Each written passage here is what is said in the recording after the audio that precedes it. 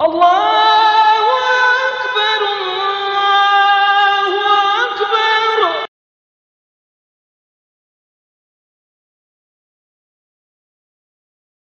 Rajab, yaitu at-ta'zim. Rajab tu syai', maknanya aku membesarkan sesuatu. Maknanya bulan kebesaran, bulan kemuliaan. Dari situlah maka mereka pun menjadi bulan Rajab ni adalah bulan yang haram, bulan kehormatan.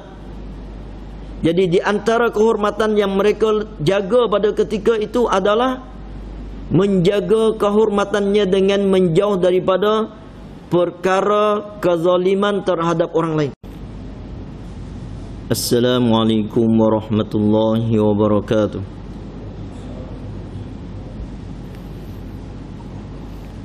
Alhamdulillah nahmaduhu wa nasta'inuhu wa nastaghfiruh wa na'udzu billahi min shururi anfusina wa min sayyiati a'malina. May yahdihillahu fala mudilla lahu wa may yudlilhu fala hadiya lahu. Asyhadu an la ilaha illallah wahdahu la syarika lah wa asyhadu anna sayyidana Muhammadan abduhu wa rasuluh. Salawatu rabbi wa salamuhu alaihi wa ala alihi wa ashabihi wa dhurriyyatihi wa man tabi'ahum bi ihsanin ila yaumiddin. Amma ba'd. فقد قال الله تبارك وتعالى في كتابه العزيز بعد أعوذ بالله من الشيطان الرجيم بسم الله الرحمن الرحيم سبحان الذي أسرى بعبده ليلا من المسجد الحرام إلى المسجد الأقصى الذي باركنا حوله لنريه من آياتنا إنه هو السميع البصير. صدق الله العظيم وصدق رسوله النبي الكريم.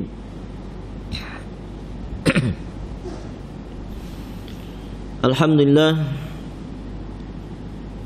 muslimin muslimat yang dirahmati Allah Subhanahu wa taala, sama-samalah kita syukur kepada Allah Subhanahu wa taala kerana malam ini kita dipertemukan Allah Subhanahu wa taala di rumah Allah, dan juga kita dapat melaksanakan solat berjamaah, dan kita berada di dalam majlis yang mengingatkan kita kepada Allah Subhanahu wa taala. Mudah-mudahan Allah taala menjadi kita orang yang selalu ingat kepada Allah Subhanahu wa taala dan juga mendapat manfaat dengan apa yang kita mempelajari dan mengetahui. Mudah-mudahan kita semua menjadi orang yang berjaya di sisi Allah Subhanahu wa taala. Amin. Jadi muslimin muslimat dirahmati Allah Subhanahu wa taala,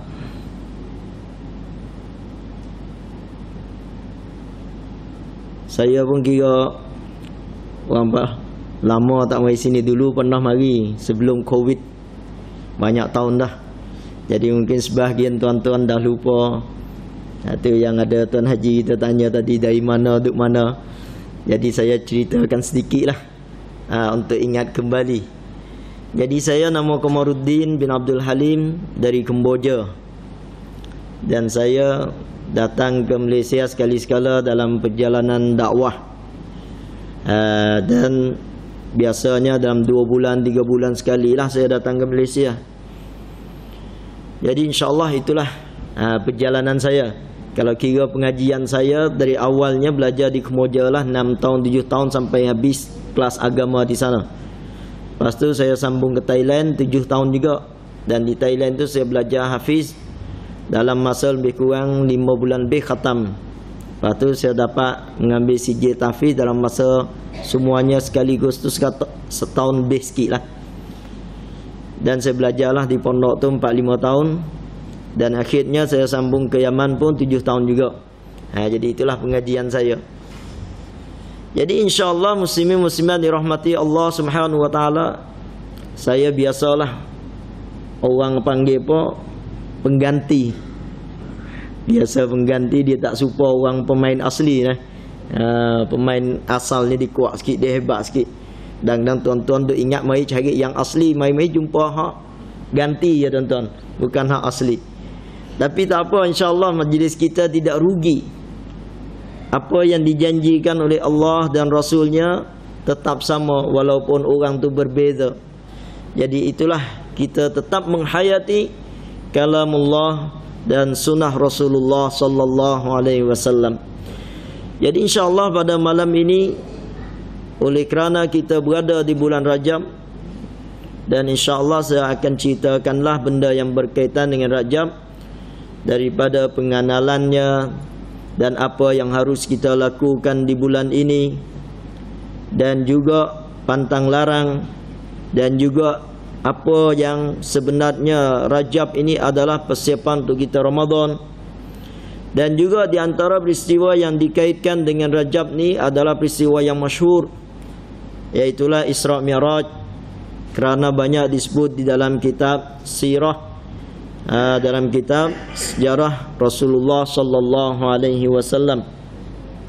Walaupun ada sebahagian ulama hadis yang pertikaikan tarikh tersebut, tarikh gitu, tarikh gini tidak ada kesepakatan. Memang kalau kita tengok di dalam peristiwa ataupun tarikh hari bulan ni, selain daripada yang berkaitan dengan ibadat besar-besar seperti Ramadan, haji dan lain-lainnya, banyakkannya orang panggil ada khilafnya. Tapi ahli sejarah ni dia mengumpul apa yang mereka kumpul dari banyak ramai orang, daripada ramai ulama sirah. Mereka pun menetapkan hari itulah di sisi ahli sirahnya berlaku pada bulan Rajab. Jadi insya-Allah masa kita pun saya rasa kalau sentuhkan semua tu tak cukup. Kalau biasa kita cerita Isra Mi'raj saja pun dah tak cukup dah. Ini cerita dengan bulan Rajab secara keseluruhan ni agaknya panjang. Dan saya cuba usahakan pendekkan sekadar yang saya mampu. Mudah-mudahan kita dapat manfaat dan kita dapat menjaga apa yang hak-hak yang kita patut lakukan pada bulan ini. Semoga kita semua dapat mengelakkan dari kerugian yang besar dan dapat menguntung lebih besar. Jadi muslimin muslimat yang dirahmati Allah Subhanahu wa taala, sebenarnya bulan yang paling mulia di dalam Islam dan yang paling besar kedudukannya, pangkatnya, kebesarannya adalah bulan Ramadan. Itu yang disebut jelas di dalam Al-Quran. Dan dicerita sebenarnya dalam Quran dah cerita semua dah. Punca apa setiap perkara tu ada keistimewaannya tu. Setengah kata bulan puasa kerana puasa, dak, bulan puasa kerana Ramadan, dan bulan Ramadan kerana Al-Quran. Sebab tu bulan Ramadan orang panggil bulan Al-Quran. Jadi bulan Rajab pula selalu kita sering dengar, kadang-kadang masjid kan letak belakang tu, bulan sembahyang, bulan solat. Kerana dikaitkan dengan peristiwa Rajab.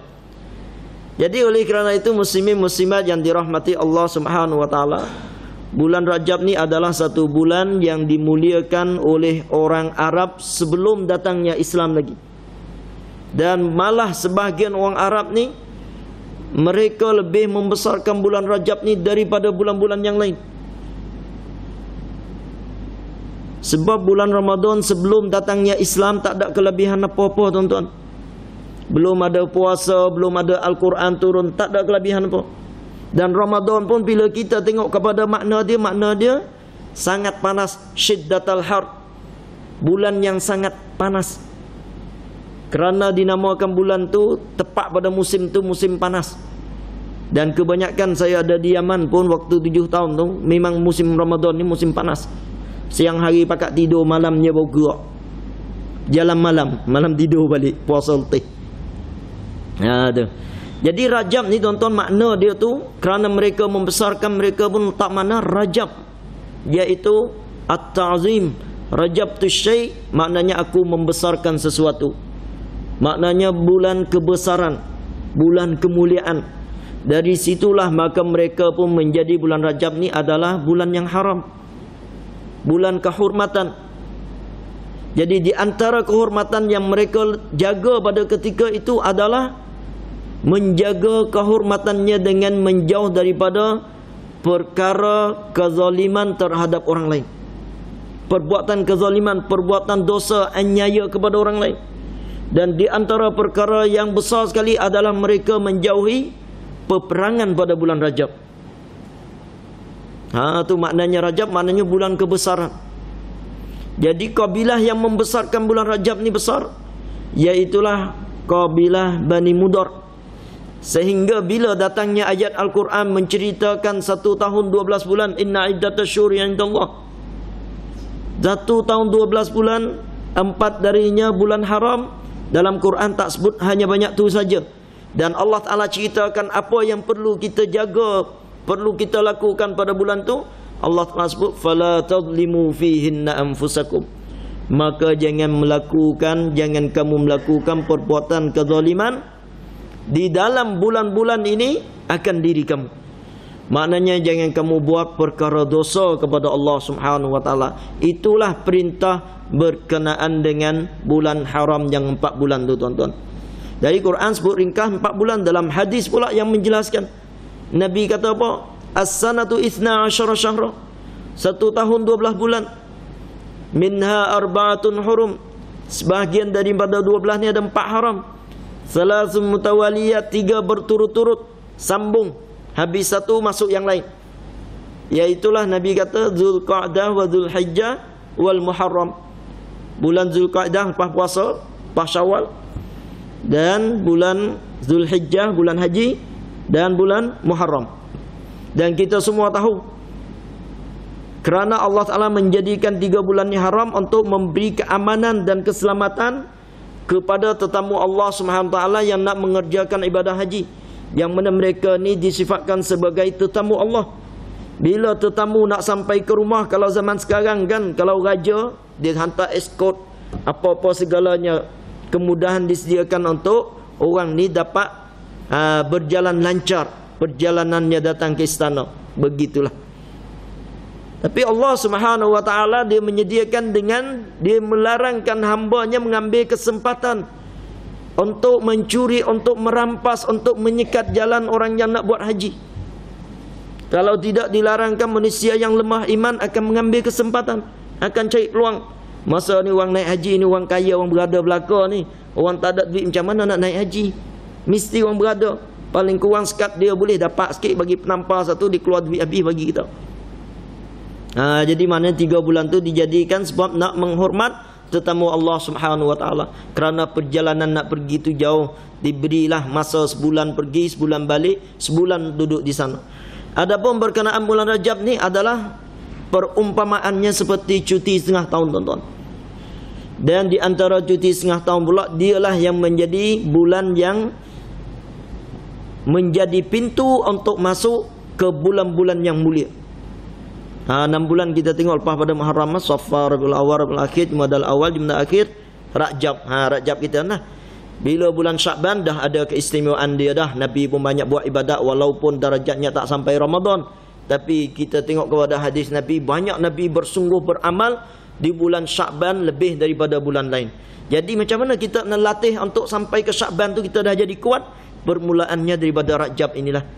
Permulaan pertama manusia nak dapat kita melakukan ibadat dengan rasa manis, ada halawah, maknanya ada kemanisan di dalam beribadat kepada Allah, mesti mereka akan menjauhkan dari perbuatan dosa.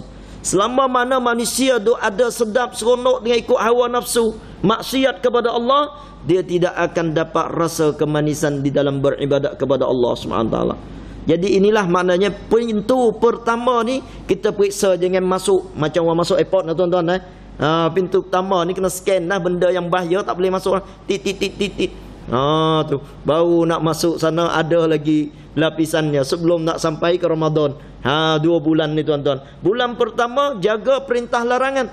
Bulan yang kedua mula masuk ke perintah suruhan, melaksanakan ibadat tambah, menggandakan sebanyak mungkin ibadat kita supaya kita dapat masuk Ramadan, kita dah ada persiapan, kita dah biasakan diri. Maka di sinilah Allah Ta'ala menjadikan Rajab ini sebagai cuti setengah tahun daripada 6 bulan yang tidak ada haram ni, dan juga sebagai persiapan untuk masuk ke bulan Ramadan. Adapun memandangkan di segi kelebihan, sebahagian orang kan, sebahagian manusia ni Allah Subhanahu Wa Ta'ala bagi mereka pelik. Bila kata bulan tu ada kemuliaan, ada keistimewaan, mereka pun buat cerita. Buat cerita bukan-bukan, hadis palsu. Cakap mudah-mudahan macam tu. Dia buat hadis palsu. Rajab ni kelebihannya begini, awal bulan, tengah bulan, akhir bulan. Bulan ni bulan Allah, bulan 2 bulan Nabi, bulan akhir bulan Sya'ban, bulan Ramadan, bulan umatku. Macam-macam dibuat dan direka macam-macam amal. Sebenarnya tidak ada datang sabitnya daripada Rasulullah sallallahu alaihi wasallam. Kalau kita nak buat pun tidak ada kesalahannya. Tapi kita jangan kita bagi tahu ini hadis Rasulullah yang mengatakan kena buat begini. Itu yang salahnya.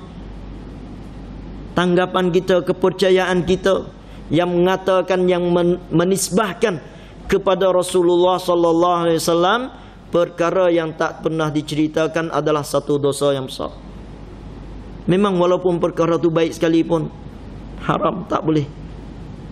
Sebab tu ulama dahulu sudah jaga dengan perkara hadis palsu ni sampai dihukum pancung. Zaman Khalifah Harun al-Rashid, Yahya bin Mu'in, ulama hadis yang paling kuat. Masa tu naiknya ulama fiqh, Abu Hanifah, Imam Syafi'i, dan ramai orang duk seronok dengan pembahasan ilmu fiqh. Kan sebelum ni orang ada Quran, ada hadis, tapi tak tahu nak ambil faham macam mana.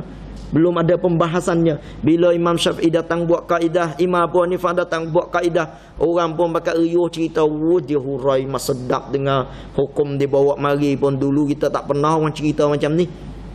Tu. Jadi pakak main dengar ramai-ramai. Lepas tu ada kumpulan yang yang suka baca Al-Quran ni, bagus dia.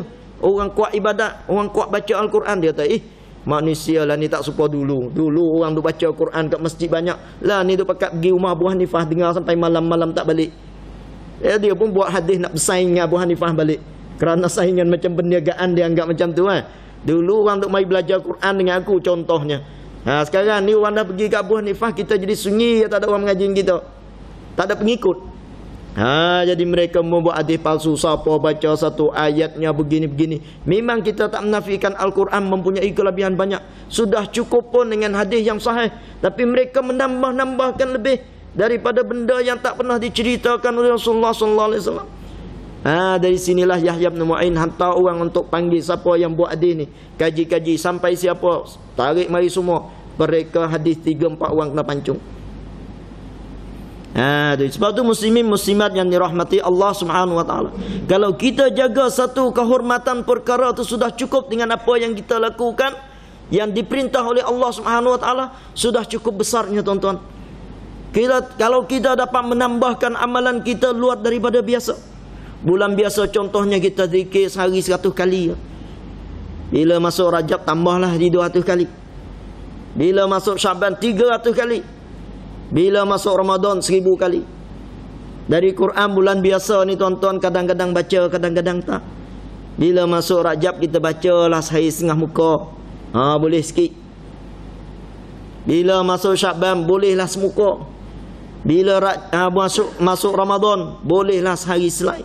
Mana paling kurang sebulan tu sekali khatam pun okey lah. Itu maknanya cara kita meningkatkan.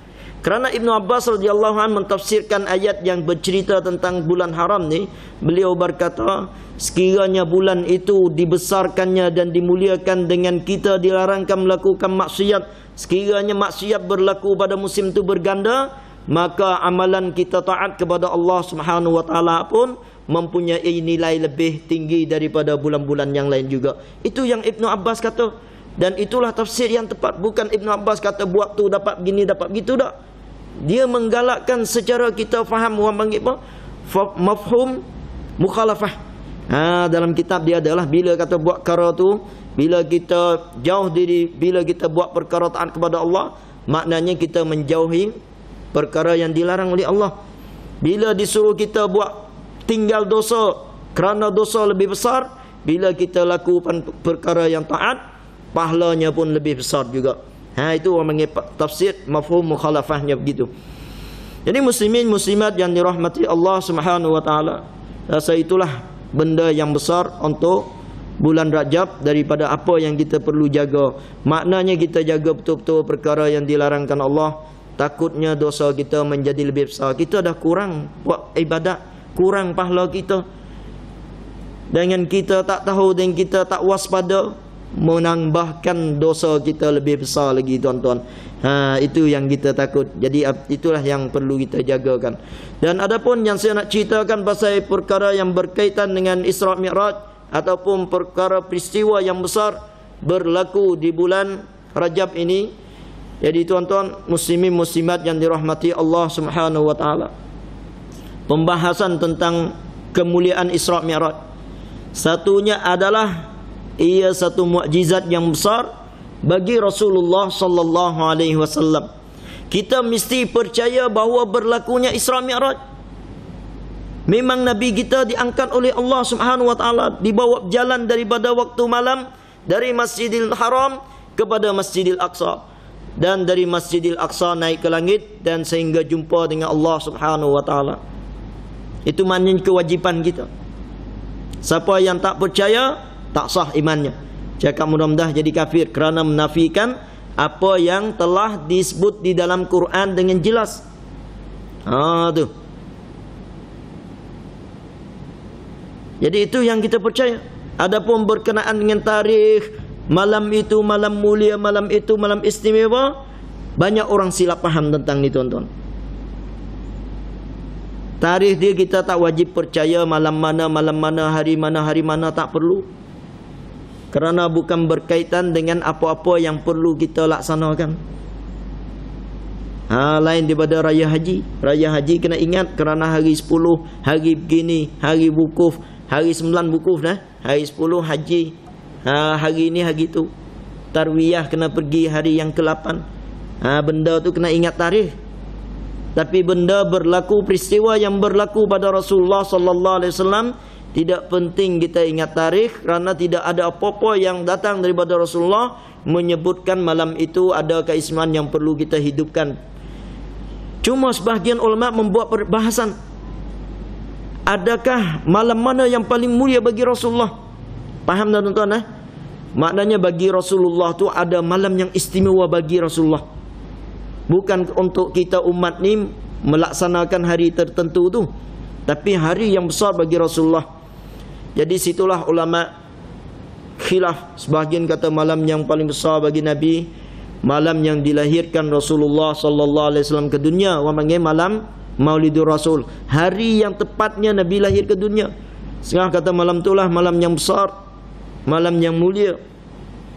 Dan ada yang pun dapat mengatakan bahawa malam yang diangkat Nabi menjadi Rasul, hari itu hari mulia.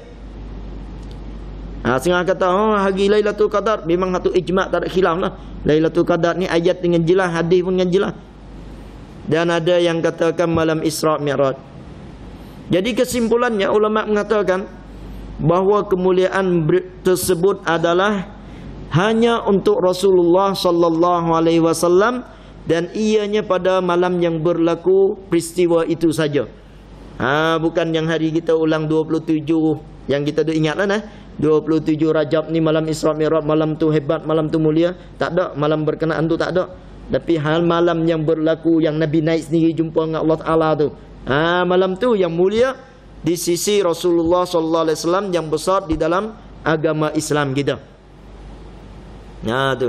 Jadi mukjizat Isra ni kalau kita kira adalah mukjizat yang kedua terbesar bagi Rasulullah sallallahu alaihi wasallam. Kerana ulama ijma' bahawasanya Al-Quran lah mukjizat sepanjang masa, dan mukjizat yang paling besar untuk Rasulullah sallallahu alaihi wasallam. Dan mukjizat yang lain ada lagi, yang Nabi tahan bulan, tahan matahari, tak bagi terbenam kan. Sebab hari Isra tu juga cakap mudah-mudah bila Nabi turun mari, orang Quraisy ni mari tanya Nabi macam-macam soalan, sehingga mereka tanya soalan yang akhir, satu kafilah yang pergi meniaga negara Syam tu balik sampai mana dah? Nabi kata petang ni sebelum maghrib akan nampak lah. Jadi lambat lagi nak sampai, duk tengok tak nampak. Masa itulah Allah Ta'ala pegang matahari, tak bagi turun. Sehingga hadis Nabi kata 2 kali yang matahari dipegang tak bagi jalan. waktu Bani Israel nak masuk Baitul Maqdis. Mereka berjanji sebelum matahari terbenam kena ambil Baitul Maqdis. Masa tu Allah Ta'ala tahan matahari untuk Nabi Syam'un. Tu. Dan untuk Rasulullah sallallahu alaihi wasallam, Allah Ta'ala bagikan tahan matahari, belah bulan dan pelbagai perkara. Kalau kita tengok semua besar. Tapi bila kita tengok kepada mukjizat yang paling besar ni adalah Al-Quran, dan yang keduanya peristiwa Isra' Mi'raj bagi Rasulullah sallallahu alaihi wasallam. Kerana perkara ni tidak ada berlaku pada nabi yang lain. Nabi Musa hanya boleh cakap dengan Allah Subhanahu wa taala, gelaran dia Kalimullah. Seorang yang boleh cakap dengan Allah dapat gelaran sekali cakap je, tuan-tuan. Nabi kita boleh jumpa dengan Allah, boleh nampak, boleh melihat Allah Subhanahu wa taala. Diangkat keluar daripada bumi yang tidak pernah berlaku pada nabi lain. Maka disitulah orang kata mukjizat yang besar untuk Nabi Muhammad sallallahu alaihi wasallam. Mukjizat yang orang semua, orang iman pun jadi pening masa tu, tuan-tuan, sebahagian. Rasa betul kan ni. Tapi Allah Subhanahu wa taala nak ujikan orang beriman.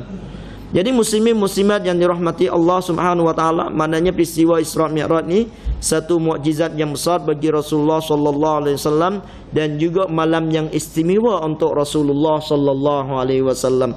Kerana ada perkara yang besar yang Allah Taala menunjuk kepada Nabi sallallahu alaihi wasallam.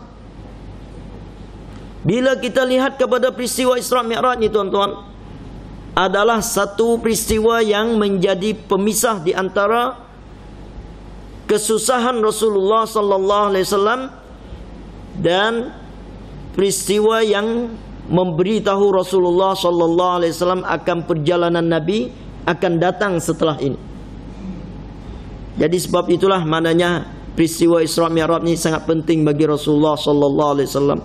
Sebab tu Allah Taala sebut di dalam Al-Quran, Subhanalladzi asra bi 'abdihi lailan minal masjidil haram ilal masjidil aqsa alladzi barakna haulah linuriyahu min ayatina innahu was-sami'ul basir. Jadi ayat ni Allah Subhanahu wa taala sebut maha suci Allah yang membawa jalan hamba-Nya dari Masjidil Haram kepada Masjidil Aqsa.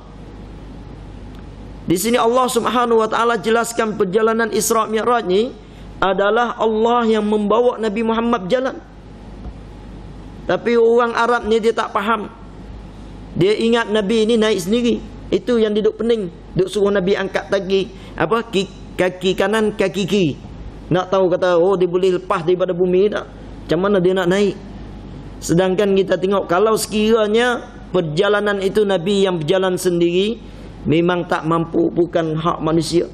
Seperti mana kita tengok ibarat bahasa Arab ni macam ni lah, tuan-tuan, macam budak kan. Tak boleh berjalan lagi umur 10 bulan, 5 bulan. Setengah tu baru boleh guling, boleh merangkak sikit-sikit macam tu lah. Tiba-tiba budak tu kata aku boleh berjalan, semua orang tak percaya. Tapi kalau ayah budak tu kata aku bawa anakku berjalan malam tadi, ada kau orang syak, orang ragu, orang kata betul ke kau bawa? Tak betul apa, aku boleh bawa. Jadi ini hak Allah Ta'ala, kuasa Allah Ta'ala ciptakan segalanya. Jadi Allah Ta'ala dah jelas dah, aku yang bawa jalan Muhammad ni. Kalau Muhammad jalan sendiri biasa 10 kilo 10 hari contohnya. Tapi ini aku yang bawa, aku yang menguasai langit bumi ni, aku buat apa semuanya. Ikut kehendak aku cipta dari kosong, tak ada apa.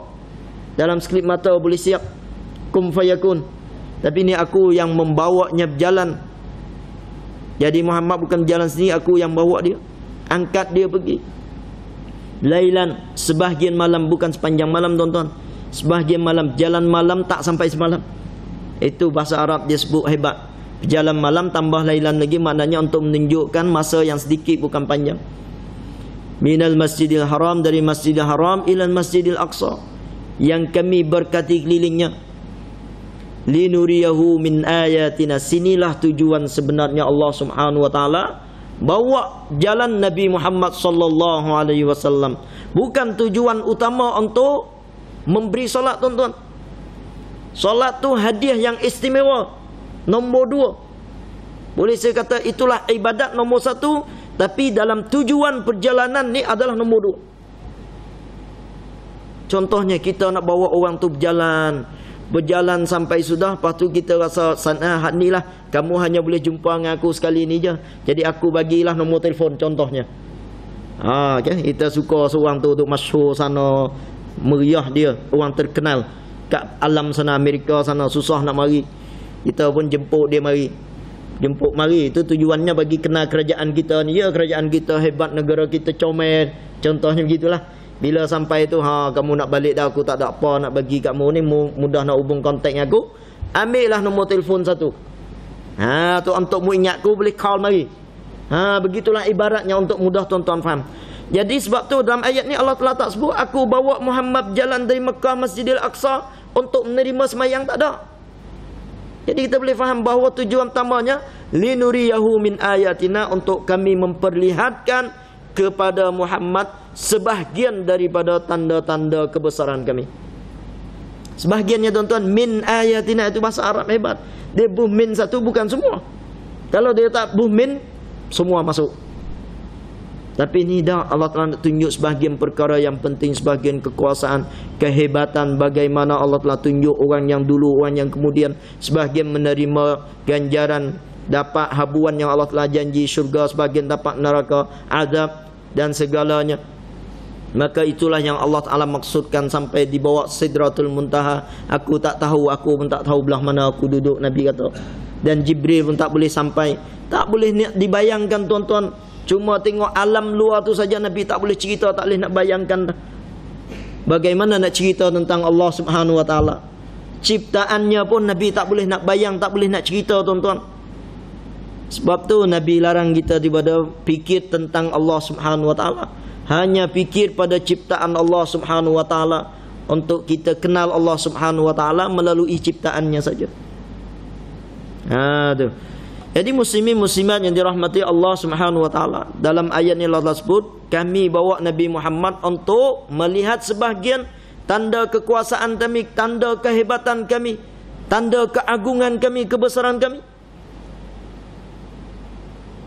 Jadi sini maknanya Allah Subhanahu Wa Ta'ala bawa Nabi untuk melancung. Daripada Nabi penat lelah 11 tahun lebih ataupun 12 tahun. Daripada diutus menjadi Rasul, Nabi tak pernah dapat rehat tuan-tuan. Penuh dengan masa untuk Allah Subhanahu Wa Ta'ala berjalan dakwah kaumnya. Dengan ditentang, dengan dihina, dengan dimaki, hamun, dicela. Segalanya Rasulullah Sallallahu Alaihi Wasallam menempuh. Tidak ada masa yang senang. Sebab tu Nabi bila terima ayat Al-Quran yang menyuruh Rasulullah sallallahu alaihi wasallam berdakwah, wa anzir ashiratakal akrabin, kamu mulalah dakwah, menyeru manusia, keluarga kamu untuk mengenal Allah Subhanahu Wa Ta'ala. Nabi kata apa kepada Fatimah, la rahata la abi ba'dal yaum, tak ada atas ayah kamu rehat lagi lepas ni, kerja keras. Jadi sinilah tuan-tuan, bila kita tengok lagi sejarah Isra Mi'raj ni tuan-tuan, tahun yang paling Nabi berat sekali adalah tahun yang dinamakan Amal Huzni. Tepat pada tahun yang Nabi SAW nak berlakunya Isra Mi'raj tuan-tuan. Jadi Amal Huzni ini kenapa Nabi sampai gelar tahun ni tahun duka cita? Kerana tahun inilah hilang asbab-asbab yang memberi kekuatan kepada Rasulullah. Daripada istrinya yang memberi sokongan moral, fizikal, daripada Abu Talib yang menyokong tak bagi orang sentuh Nabi sallallahu alaihi wasallam. Walaupun kamu menghina, kamu maki, kamu cela, tapi kamu tak boleh sentuh nyawa Muhammad. Sekiranya kamu boleh membahayakan Muhammad, kami akan balas qisas, balas dendam balik, takkan biar Muhammad tumpah darah gitu saja. Maka sebab tu Nabi kata apa, waktu Aisyah menanya Rasulullah ketika perang Uhud, Nabi kena luka muka kan, kena anak panah, ni sampai patah gigi apa semua. Jadi Aisyah nampak keadaan Nabi sedih. Aisyah tanya, ya Rasulullah, adakah hari yang lebih berat daripada hari ini? Hal ata alaika yaumun ashaddu min hadha, adakah kamu pernah kena hari yang lebih berat daripada hari ini? Nabi kata, pernah. Hari yang aku pergi untuk dakwah, nak hijrah, orang Quraisy makin tekan. Waktu mati Abu Talib, Abu Talib dengan Khadijah, jadi orang Quraisy sangat menekan Rasulullah SAW. Jadi Nabi terpaksa hijrah ke Taif. Bila pergi sana, orang pun tak sambut baik, mereka pun baling batu kepada Nabi. Dan Nabi balik ke Mekah semula tuan-tuan, sampai luka kaki berdarah. Sampai ke Mekah tu tak berani masuk Mekah, takut orang Mekah marah, kata Nabi ini khianat. lagi baik dengan orang sana, nak bawa orang sana mari menyerang kita. Sampailah nama seorang Quraisy tu, dia yang dengan anak dia datang memberi jaminan kepada Rasulullah untuk dapat masuk kampung Mekah balik. Dan inilah orang yang berjasa sangat besar bagi Nabi. Sehingga waktu perang Badar tu tuan-tuan, tawanan Quraisy tu 300 orang lebih. Nabi kata kalaulah orang tu, tak ingatlah nama Abdiddar ke Abdiyalail ke, saya tak ingat nama jelas. Jadi ya, Mu'ain Mut'ib. Jadi Nabi kata kalaulah dia yang ada, dia mai jamin puak semua ni tuan-tuan, aku lepas bagi free macam tu ya, tak payah bayar, tak payah apa-apa. Kerana jasa dia memberi keamanan kepada Rasulullah sallallahu alaihi wasallam untuk masuk Mekah balik. Jadi hari itulah lebih berat daripada hari yang Nabi luka. Luka ni kejap je boleh hilang sakit balik. Biasa orang Arab tak takut sakit, tak takut luka tuan-tuan. Tapi kesusahan yang menjadi tekanan kepada Rasulullah sallallahu alaihi wasallam. Jadi masa itulah Nabi pun sedih, nak pergi mana lagi. Orang bagi jaminan kita ni untuk masuk kampungnya, tak boleh buat dakwah lah. Tak boleh buat kerja apa. Dia jaminan untuk Nabi masuk kampungnya, bukan jaminan seperti Abu Talib. Abu Talib bagi kebebasan, buat apa tak apa, aku jagamu dengan nyawa aku. Kalau orang sentuh nyawamu, nyawa aku pun aku boleh gadai untukmu juga.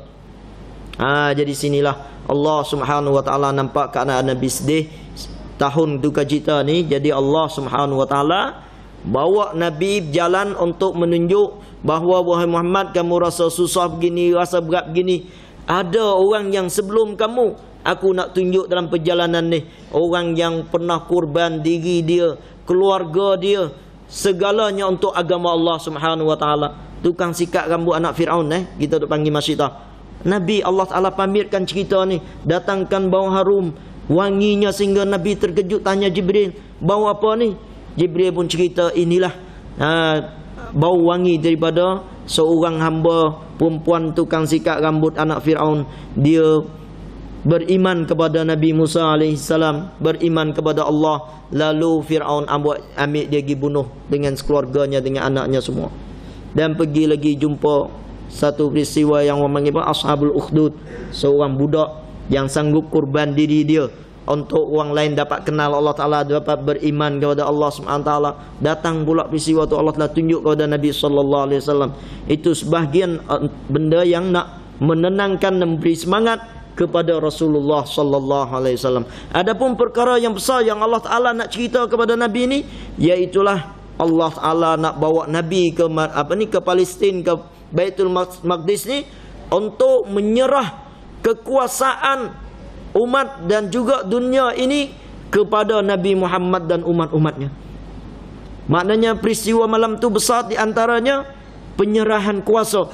Nabi-nabi dahulu datang menjadi makmum kepada Rasulullah sallallahu alaihi wasallam, dan mereka mengucap tahniah dan memberi penghormatan kepada Nabi Muhammad sallallahu alaihi wasallam. Maknanya, wahai Muhammad, orang dah tolak kamu, orang Quraisy tolak kamu, tapi aku akan serahkan semua kedua tanah suci ini, Masjidil Haram dan Masjidil Aqsa. Masjidil Haram ni sebagai pusat ritual, pusat ibadat. Masjidil Aqsa ni dari zaman dulu pusat pemerintahan dunia.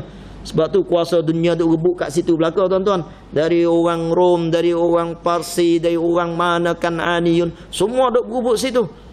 Siapa yang menguasai situ, orang tu yang jadi raja dunia. Memang orang putih pun tahu. Dia kata orang yang mengambil Baitul Maqdis, orang tu jadi raja dunia.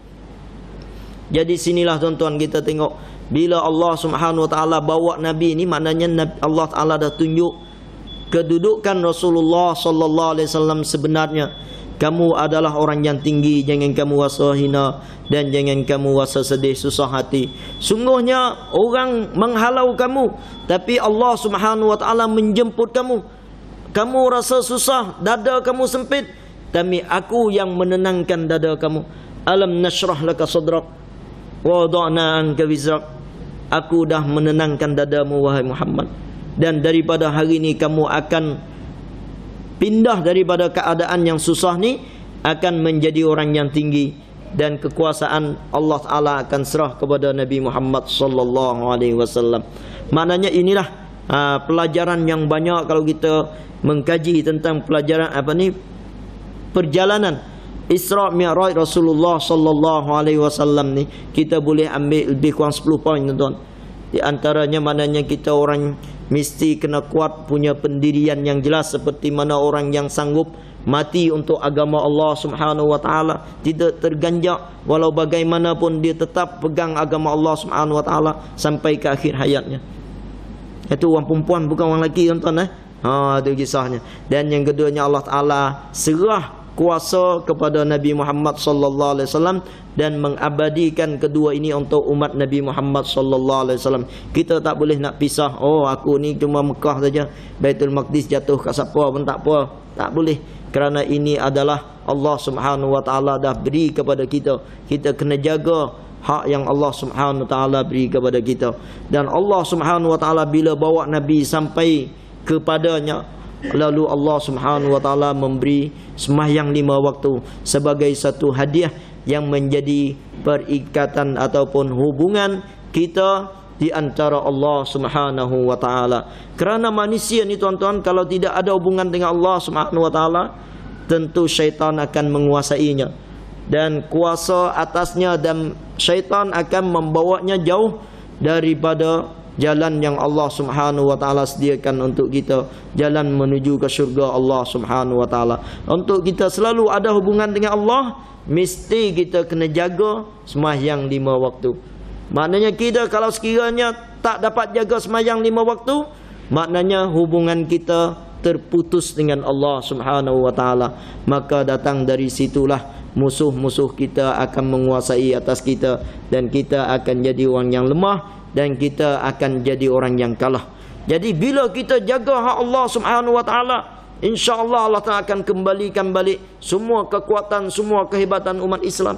Sebab tu dalam ayat Al-Quran tak pernah Allah Taala cerita kamu hebat sekiranya kamu orang Islam, aku akan tolong kamu sekiranya kamu orang Islam.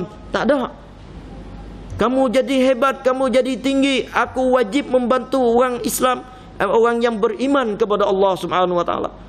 Wa antumul a'laun in kuntum mu'minin. Kamu akan jadi orang yang tinggi sekiranya kamu beriman kepada Allah Subhanahu wa taala. Wa kana haqqan 'alaina nasrul mu'minin. Dan wajib menjadi hak atas aku, Allah Taala kata, membantu orang yang beriman kepada Allah Subhanahu wa taala. Wa'adallahu alladhina amanu wa amilus solihat la yastakhlifannahum fil ard. Allah Taala dah janji kepada orang yang beriman dan amal soleh, mereka akan memerintah, menguasai muka bumi ini. Mereka akan menjadi khalifah Allah di atas muka bumi ini.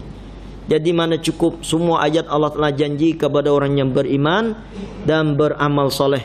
Kita setakat Islam hanya nama saja. Sebab tu bila kita sebut iman Islam, berarti Islam ni perkara yang zahir.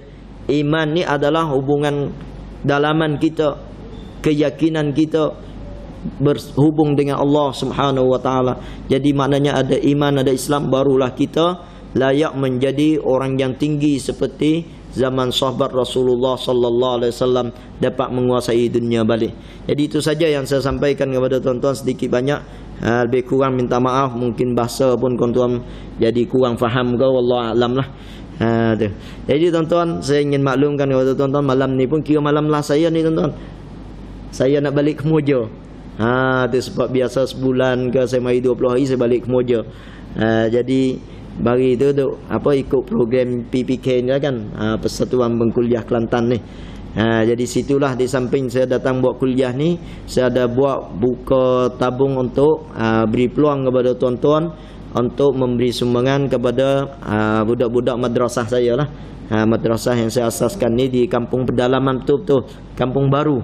Dan biasalah orang yang sanggup hidup dalam hutan kampung baru yang tak ada apa sumber ni tuan-tuan, orang yang susah betul-betul baru boleh duduk. Kalau orang yang mampu, ada kemampuan ni takkan pergi duduk macam tu. Jadi bila macam tu saya buka madrasah situ pun jadi mereka susah, kita tak kena bayaran apa, yuran pun tak kena, gaji ustaz pun saya yang tanggung semua. Jadi dari situlah saya pun tak ada apa, jadi saya lah mari cari tuan-tuan untuk sama-sama kita membantu agama Allah Subhanahu wa taala, supaya mereka yang susah ni ada peluang juga untuk mendapat agama Allah Subhanahu wa taala, dapat ilmu agama. Jadi di situ maknanya madrasah kita ni ada yang bahagian belajar hafiz, ada yang belajar alim. Jadi yang belajar hafiz ni dia menetap dalam madrasah, makan tidur situ semua. Jadi ustaz kita 3 orang. Jadi maknanya bulan-bulan ada 5-6 ribu lebih kurang macam itulah perbelanjaannya. Jadi insya-Allah tuan-tuan bolehlah sama-sama bantu. Mudah-mudahan Allah Taala menjadikan asbab hidayah dan kita semua mendapat ganjaran yang besar di sisi Allah Subhanahu wa taala. Sekian wabillahi taufiq wal hidayah. Assalamualaikum warahmatullahi wabarakatuh. Bismillahirrahmanirrahim. Alhamdulillahirabbil alamin wassalatu wassalamu ala asyrafil mursalin wa ala alihi washabbihi ajmain. Allahumma inna nas'aluka ilman nafi'an wa qalban khashi'an wa 'ilman mutaqabbala wa rizqan halalan katsiran tayyiban mubarakan fih. Walhamdulillahirabbil alamin.